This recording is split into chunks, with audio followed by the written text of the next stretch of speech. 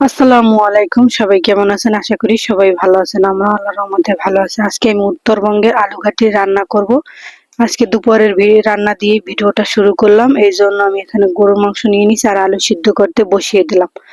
এখানে গরুর মাংসের ভিতরে আমি আদা রসুন বাটা পেঁয়াজ বাটা দিয়ে দিলাম, কাঁচামরিচ আর পেঁয়াজ যে বেটে রেখেছি সেটা দিয়ে দিলাম, হলুদের গুঁড়ো মরিচের গুঁড়ো আর আস্ত রসুন, এই সাথে পরিমাণ মতো লবণ আর দিয়ে দিলাম জিরার গুঁড়া। এই সব কিছু একসাথে দিয়ে এখন আমি মাংসটাকে মাখিয়ে তারপর চুলায় বসিয়ে দেব। এখানে গোটা মশলাও দিয়ে দিলাম, দারচিনি এলাচ তেজপাতা লবঙ্গ আর সবশেষে দিয়ে দিলাম পরিমাণ মতো তেল। এখন সবকিছু একসাথে মাখিয়ে তারপরে আমি এটাকে এখন চুলায় বসিয়ে আস্তে আস্তে করে এটাকে রান্না করে নিতে হবে। গরুর মাংসটা হাতে মাখিয়ে রান্না করলে কিন্তু খেতে অনেক মজা। আর উত্তরবঙ্গের বিখ্যাত আলু ঘাটি আজকে রান্না করব, খেতে তো আরো মজা হবে। আজকে প্রথমে রান্নাটা দেখি আমার লোভ লেগে গেছে। মাংসটা কষাতে দিয়ে এটাকে এই সেটা আবার আলুটাও সিদ্ধ হয়ে গেছে। আর ফাঁকে যে মাংসটা অন্য সাইডে বসিয়ে দিলাম সেটাও এখন কষানো শেষ। দিয়ে দিলাম এখানে গরম পানি।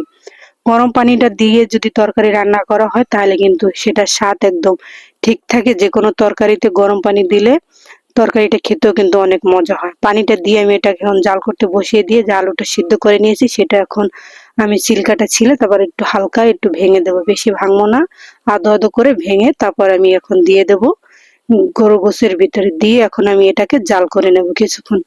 আর জাল করতে বসিয়ে দিয়ে আমি এটাকে এখন সবশেষে দিয়ে দেবো বাগার। বাগার দেওয়ার জন্য এখানে আমি নিয়ে নিলাম সরিষার তেল আর নিয়ে নেব এখানে আমি শুকনো মরিচ পেঁয়াজ কুচি, নিয়ে নিলাম রসুন কুচি।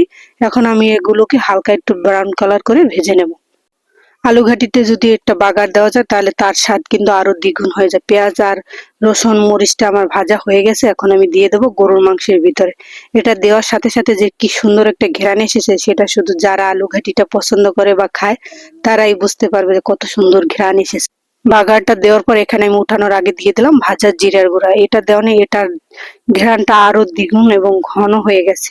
দেখতে কালারটা যতটা সুন্দর, খেতেও তার চেয়ে বেশি মজা। তারপর আমি আলু ঘাটির সাথে এখানে পোলাও রান্না করব, গাজর দিয়ে পোলাও। এর জন্য আমি চুলায় পাতিল বসিয়ে তেল গরম করতে দিয়ে পেঁয়াজটাকে হালকা ভেজে তারপর পোলাওর চালটা দিয়ে দেবো। পোলাওর চালটা হালকা ভাজা হয়ে গেলে দিয়ে দেবো কুচানো গাজর। গাজরটা দিয়েও আমি চালের সাথে কিছুক্ষণ ভেজে নেব। ভাজা হয়ে গেলে দিয়ে দেবো পরিমাণ মতো পানি। এখানে আমি 2 কাপ চাল নিয়েছি, এর জন্য 4 কাপ পানি ব্যবহার করছি, যাতে একদম পোলাওটা পারফেক্ট হয় এবং ঝরঝরা হয়। পানিটা দেওয়ার পর এখানে আমি দিয়ে দিলাম তেজপাতা লং আর দিয়ে দিলাম কাঁচামরিচ। এখন আমি এটাকে বলক আসা পর্যন্ত ঢেকে একদম জাল করে নেব। বলকটা চলে এসেছে, এখন আমি এটাকে একদম নাড়াচাড়া করে সবকিছু মিশিয়ে তারপর ঢাকনা দিয়ে কিছুক্ষণ ঢেকে রেখে দেবো। পোলাওটা আমি ঢাকনা দিয়ে ঢাকা রাখার পর যখন পানিটা একদম শুকিয়ে যাবে তখন আমি এখানে দিয়ে দেবো কাঁচামরিচ আর দিয়ে দেবো 1 চামচ পরিমাণ ঘি। ঘির পরিমাণটা যত দিবেন পোলাও খেতেটা কিন্তু তত মজা হবে। ঘিটা আর কাঁচামরিচটা দেওয়ার পর এটাকে আবারও কিছুক্ষণ ঢাকনা দিয়ে ঢেকে রেখে রেখে দিতে হবে, যাতে ঘির ফ্লেভারটা একদম পুরো পোলাওয়ের ভিতরে চলে যায়। দুপুরে খাওয়া দাওয়া শেষ করে তাড়াহুড়ো করে তারপর বের হলাম, কিছু কেনাকাটা করব, কারণ পরীক্ষা শেষ বাচ্চাদের, এজন্য বাড়ি যাবো। আর বাড়ি যাওয়ার আগে হালকা পাতলা কিছু কেনাকাটা করব, কারণ আগে কিছু করে রেখেছি, এখন শেষ মুহূর্তে বাকি যেতটুকু ছিল ওগুলো কিনে তারপরে বাসার দিকে যাও। আর কেনাকাটা করতে এসে বাচ্চারা বায়না ধরলো ওরা ফুচকা খাবে, বাইরে বের হলে জানি না কেন ফুচকা খাওয়ার জন্য ওরা অস্থির হয়ে যায়। আর আমার কাছেও পছন্দের একটা জিনিস ফুচকা। আর একটু ফুচকাটা অর্ডার দেওয়ার পর কিছুক্ষণ পর চলে এসেছে। ফুচকাটা খাওয়ার পর তারপর আমরা বের হলাম বাইরে। বাইরে তারপর ভুট্টা পোড়ানো দেখে বাচ্চারা আবার বায়না ধরলো যে ভুট্টা খাবে, এই জন্য। আর এখন এই যে আমরা ভুট্টা পোড়ানোর জন্য অর্ডার দিয়ে দিলাম 4টা ভুট্টা, এখন কয়লায় পুড়িয়ে নেব। পোড়ানো শেষে এগুলো নিয়ে তারপর চলে যাব মার্কেটের দিকে। আর এই তো ভুট্টা মার্কেটে চলে এসে বাচ্চাদের যে ছোটখাটো জিনিস বাকি ছিল ওগুলো কিনে নিলাম। ওদের জন্য জ্যাকেট কিনে নিলাম, কারণ দেশে অনেক শীত আছে। আর শীতের সময় জ্যাকেট না পরলে ওরা অনেক ঠান্ডা লেগে যাবে, এই জন্য আমার নিজের জন্য ওদের জন্য জ্যাকেট কিনে তারপর এই তো বাসায় আসলাম। আর এই তো আমার জন্য এই জ্যাকেটটা নিয়েছি আর ওদের জন্য ছোট ছোট জ্যাকেট। আর আমি 2টা হিজাবও নিয়েছি, কারণ অনেক দিনের ব্যাপার, যেতে অনেক দিন পর্যন্ত থাকবো দেশের বাড়িতে। সবকিছু একদম গুছিয়ে নিয়ে তারপর রেডি করে তারপর যেতে হবে। এই তো সবকিছু রেডি করে এখন লাগেজ গুছিয়ে তারপর সবকিছু ভরে রেখে দিতে হবে। লাগেজ গোছানো শেষে আমরা এই তো রেডি হয়ে বের হয়ে গেলাম বাড়ি যাওয়ার উদ্দেশ্যে। তারপরে এই তো লঞ্চ ঘাটে চলে এসেছি আমরা, যেহেতু দক্ষিণ অঞ্চলের লোক, তাই লঞ্চে যাতায়াত করতে হয়। গাড়িতেও যাওয়া যায়, কিন্তু লঞ্চে আমার কাছে একটু ভালোই লাগে। নিরিবিলি আরামে যাওয়া যায় এবং নদীতে খেয়া পার হয়ে আমরা চলে আসলাম সদরঘাটে। আর এখানে সারি সারি বিভিন্ন অঞ্চলের লঞ্চ আছে। যে যে এখানের উদ্দেশ্যে রওনা হবে সে সেই লঞ্চে উঠবে।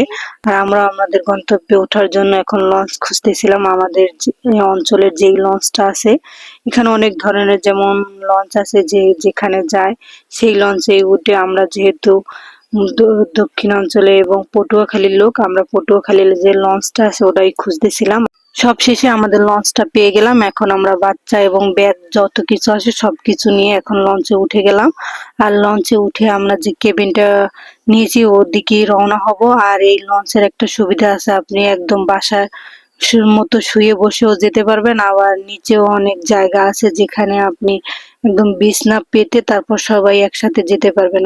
আমরা যেহেতু কেবিন নিয়েছি ওটার দিকেই, আমরা 3 তলায় কেবিন নিয়েছি। আর সেখানে গিয়ে একদম সবাই একদম ফ্রেশ ট্রেশ হয়ে তারপর ছাদে গেলাম।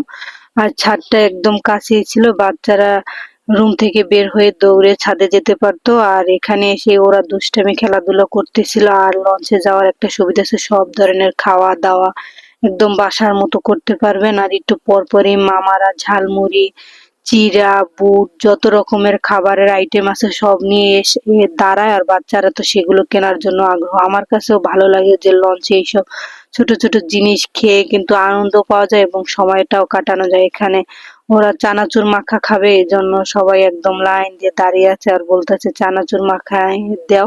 তারপর বসে ওরা একসাথে দুই ভাই তিন ভাই খেতে এসেছিল এবং ওর নানুকেও দিতেছিল। আর ঘোরাঘুরি করতেছিল, একটু পরপরই এটা ওটা নিয়ে আসে আর ওরা কেনার জন্য একদম হুলস্থুল হয়ে যায়। তারপর কিছুক্ষণ পর সন্ধ্যা হয়ে গেল। আর সন্ধ্যা বেলায় এই তো আলম মার্কেট একদম লাল বাতি নীল বাতিতে একদম রঙিন হয়ে গেল। আর চারিদিকে সবাই একদম লাইট জ্বালিয়ে ঝলমলে একটা রাত হয়ে গেল। একসাথে আনন্দ করে সবাই একদম দেশে যাওয়ার জন্য অস্থির, কারণ ছুটি পেয়েছে। আর এই শীতের ছুটিতে বাড়ি যেতে সবারই একটু মন চায়। আর এই ফাঁকে আমরা চায়ের অর্ডার করে সবাই ঠান্ডার ভিতরে বসে একসাথে চা খাচ্ছি আর বাহিরের যে ওয়েদারটা সেটা এনজয় করছি। বাচ্চারা তো আনন্দে একাকার, ওরা দেশের বাড়িতে যাবে, খেলা করবে, ধুলা করবে, কি কি করবে সেই সব আইডিয়া করতেছিল। আর আমরা বসে বসে ঠান্ডার ভিতরে 1 কাপ চা হলে আর কি লাগে। এই তো আমরা কিছুক্ষণ লঞ্চে বসার পর যখন একদম রাত 10টা বেজে গেছিল তখন চলে এসলো চাঁদপুর। আর এখান থেকেও কিছু লোক উঠবে, এজন্য লঞ্চটা এখানে ঘাট দিয়েছে।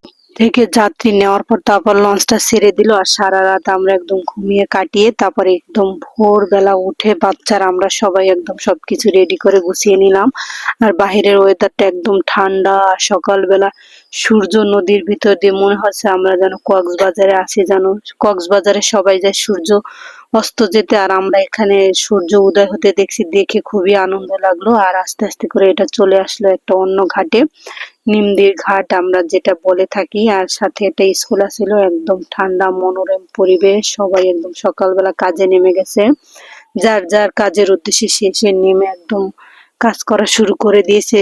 গ্রামের মানুষের এই একটা মানে সকালবেলা উঠে সবাই যার যার কাজের দিকে একদম রওনা হয়ে যায়। তারপর কিছুক্ষণ পর আমরা চলে আসলাম আমাদের গন্তব্যস্থানে। আর এখানে আমরা নেমে যাব আর এখান থেকে রওনা হব বাড়ির উদ্দেশ্যে।